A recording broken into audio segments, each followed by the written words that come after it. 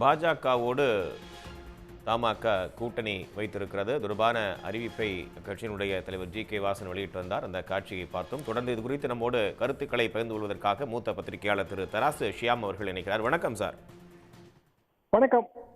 பாஜகவோடு முதல் கட்சியா தமாக கூட்டணி வைக்கிறாங்க. எப்படி பாக்குறீங்க? எப்படி இருக்க போது களம் அப்படின்னு பாக்குறீங்க?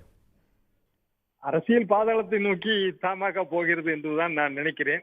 இது அவரது தந்தையார் கற்பையா மூப்பனார் அவர்களின் கொள்கைக்கு நேர் எதிர்பதம். 1999 திமுக பாரதிய ஜனதா கூட்டணி உருவானது. அதாவது 98 ஜெயலலிதா பாரதிய ஜனதா கூட்டணி, ஒரு வருஷத்தில் வாஜ்பாய் அரசு கவிழ்ந்தது. அதற்கு பிறகு திமுக பாரதிய ஜனதா கூட்டணி உருவானது.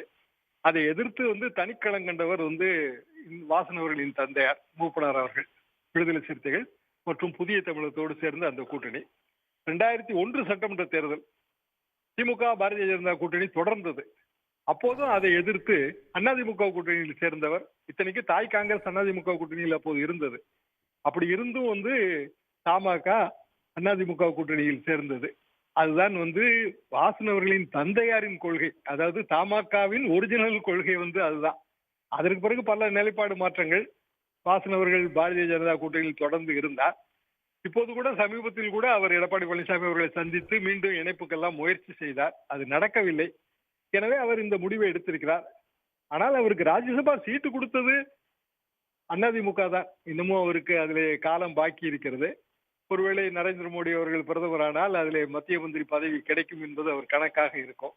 ஆனால் கட்சிக்காரர்கள் அனைவரும், கட்சியிலே இருக்கிற நடுமன்ற தலைவர்கள், எனது நண்பர்கள், அவர்கள் எல்லாம் இதிலே மன வருத்தம் தான் அடைந்திருக்கிறார்கள்.